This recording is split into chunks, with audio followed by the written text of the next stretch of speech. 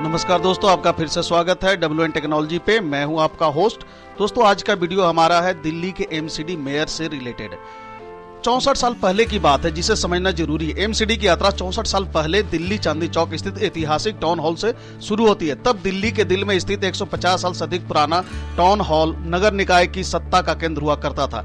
MCD की पहली mayor स्वतंत्रता सेनानी अरुणा असफ अली थी। राजधानी दिल्ली के अधिकतर हिस्से पर एकीकृत एमसीडी का शासन था। एमसीडी का गठन संसद द्वारा पारित दिल्ली नगर निगम अधिनियम 1957 के तहत किया गया था। जानकारी के मुताबिक भारत के आजादी के एक दशक बाद नीति निर्माता जब एमसीडी के बारे में सोच रहे थे तो इसे बॉम्बे नगर निगम की तर्ज पर गठित करने का फैसला लिया गया। टाउन हॉल में पुराने आयुक्त के कार्यालय में लगे एक पुराने उत्तराधिकारी बोर्ड के अनुसार दिल्ली के पहले नगर आयुक्त यानी म्युनिसिपल कमिश्नर PR नायक ने भी 7 अप्रैल 1958 को कार्यभार संभाला था और उनका कार्यकाल 15 दिसंबर 1960 को समाप्त हो गया था। पार्षदों की संख्या और अब एक ही नगर निगम।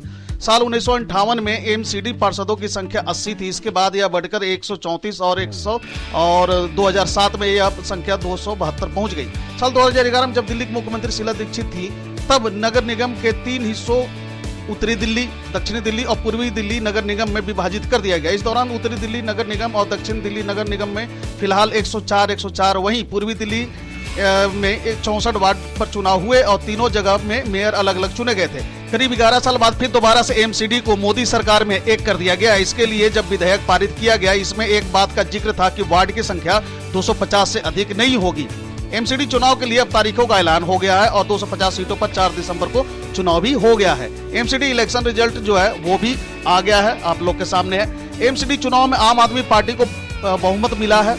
आपने 134 सीटों पर जीत दर्ज की है, लेकिन अभी भी जरूरी है कि आम आदमी पार्टी का ही मेयर चुना जाएगा।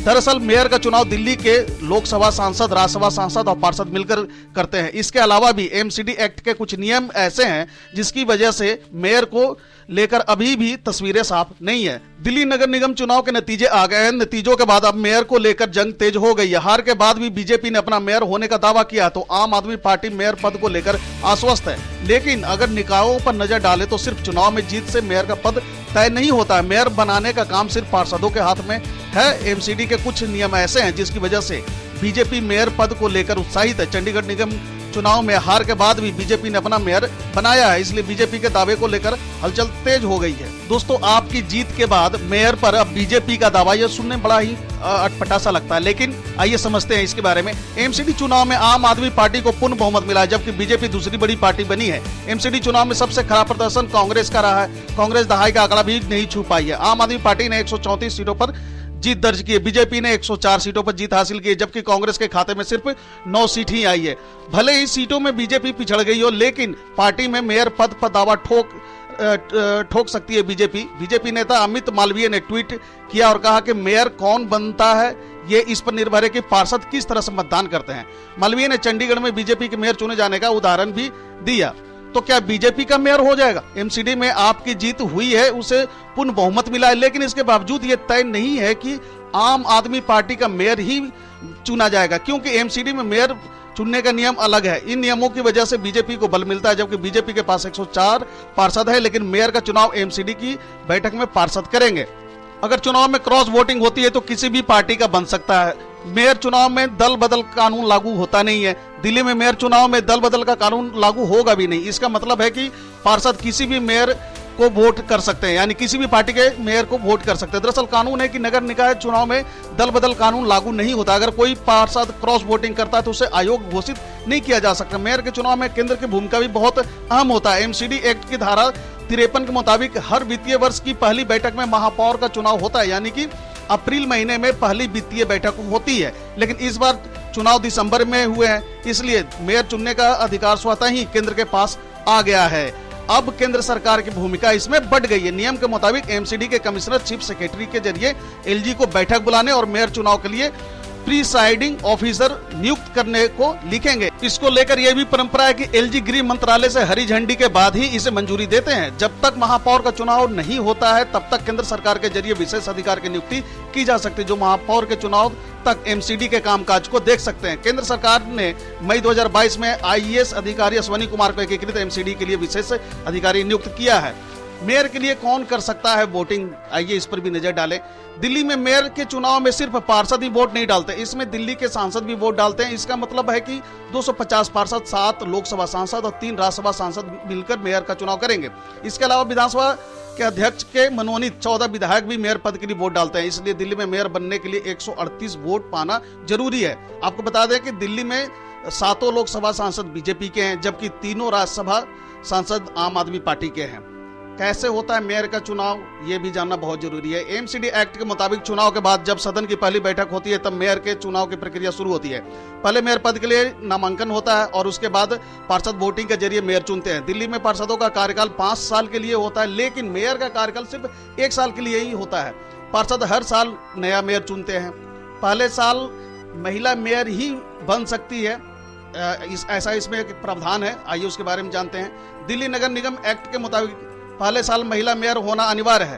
पहले साल के लिए मेयर का पद महिला पार्षद के लिए आरक्षित है। इतना ही नहीं, यह भी तय है कि तीसरे साल अनुसूचित जाति का ही मेयर होगा। बाकी बचे 3 सालों के लिए मेयर का पद अनारक्षित है। कोई भी पार्षद मेयर का चुनाव लड़ सकता है। एमसीडी के पास किस तरह की जिम्मेवारी होती है, वो क्या क्या कार्य करती है निगम के अंदर में, आइए उसके बारे में थोड़ा जानते हैं। दोस्तों, जैसा कि आप जानते हैं कि street light, primary school, property और profession tax collection, toll tax collection system, शमशान और जन्म और मृत्यु प्रमाण पत्र, डिस्पेंसरी, ड्रेनेज सिस्टम, बाजारों की देखरेख, इसका जिम्मा एमसीडी के पास होता है। एमसीडी के जरिए कई ऐसे काम किए जाते हैं जो कि लंबे समय में सभी पार्टियों के वोट बैंक के लिए बेहद अहम होता है। सड़क निर्माण से लेकर स्कूल और टैक्स कलेक्शन आय का बड़ा स्रोत होता है। दिल्ली एमसीडी का बजट करीब 15,000 करोड़ से ज्यादा का है।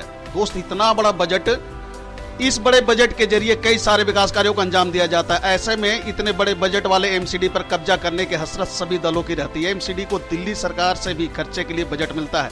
दिल्ली सरकार और नगर निगम का अधिकार अलग हैं, लेकिन कई मिलते जुलते कार्य भी होते हैं। जैसे सड़क का निर्माण एमसीडी और दिल्ली सरकार दोनों ही करती है।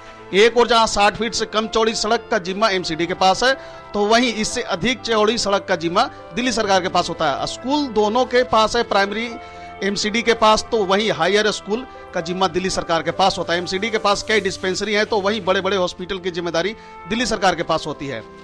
हाउस लाइसेंस के लिए एक टैक्स नियम होगा। अब दिल्ली नगर निगम का एक ही मुख्यालय होगा, 3 के बजाय नगर निगम का एक ही सदन होगा, एक ही मेयर, एक ही स्टैंडिंग कमेटी। इसके अलावा अब हाउस टैक्स, लाइसेंस आदि के लिए एक ही नीति होगी। अब तक तीनों निगम हाउस टैक्स जमा कराने की अंतिम तिथि भी अलग अलग तय करते थे, लेकिन अब इस मामले में पूरी दिल्ली में एक रूपता समान होगी। अब तक दिक्कत में थी ये तीनों निगमों की आमदनी एक जैसी नहीं थी। पहले दक्षिणी नगर निगम की आमदनी अच्छी खासी थी, जबकि बाकी दोनों निगमों की आमदनी कम थी। आमदनी में संतुलन न होने की वजह से दिक्कतें आती थी। अब तीनों निगम एक होने से एक ही जगह आमदनी आएगी और 3-3 निगम होने से जो अतिरिक्त खर्च हो रहा था वह भी कम हो जाएगा। इससे निगम की वित्तीय स्थिति कुछ सुधरने की उम्मीद है। दिल्ली नगर निगम के पार्षदों को प्रति मीटिंग के हिसाब से पैसे मिलते हैं, लेकिन ये कितने होते हैं जानिए पूरे डिटेल से, इसके बारे में देखते हैं। दिल्ली की जनता ने भी इस चुनाव में खूब बढ़ चढ़ के हिस्सा लिया, लेकिन सबसे बड़ा सवाल यह है कि जिस पार्षद को जिताने के लिए आपने वोट दिया, क्या आपको पता है कि उन्हें महीने की कितनी सैलरी मिलती है? क्या ये वाकई सैलरी होती है? एक पार्षद जो इतना आपके एरिया में काम कराने का जिम्मेदार होता है, वो कैसे अपना खर्च चलाता है? दिल्ली नगर निगम के पार्षदों को सालाना फिक्स सैलरी के तौर पर कुछ भी नहीं मिलता। निगम में चुने गए एक पार्षद को हर मीटिंग के लिए 300 रुपए मिलते हैं। एक पार्षद की महीने में 5 से 6 मीटिंग या फिर कभी कभी इससे ज्यादा भी हो सकती है। हालांकि बाकी खर्चों के लिए भी दिल्ली नगर निगम पार्षदों को अलग से पैसे मिलते हैं, जैसे आप भत्ते के तौर पर जानते हैं। दिल्ली नगर निगम पार्षदों को मिलने वाले फंड की बात करें तो उन्हें सालाना 1 करोड़ रुपया फंड मिलता है। यह फंड उन्हें अपने क्षेत्र में काम कराने के लिए मिलता है। हालांकि दिल्ली में ऐसे बहुत कम ही पार्षद हैं जो इस पूरे फंड का इस्तेमाल कर पाते हैं। दरअसल इस फंड से आप तब तक पैसे विड्रॉल नहीं कर पाते जब तक कि आप कोई कार्य शुरू नहीं करते, लेकिन कई बार इस फंड को लेकर पार्षदों पर विरोधी पार्टियों द्वारा भ्रष्टाचार के भी आरोप लगते रहे हैं। तो दोस्तों, इस वीडियो में बस इतना ही। इसी तरह के इन्फॉर्मेटिव वीडियो और देखते रहने के लिए बने रहे हमारे साथ। अगर आपने अभी तक हमारे चैनल को सब्सक्राइब नहीं किया तो आपसे आग्रह है कि आप प्लीज मेरे चैनल को सब्सक्राइब करें और अपने दोस्तों के साथ शेयर करें। Thank you, God bless you.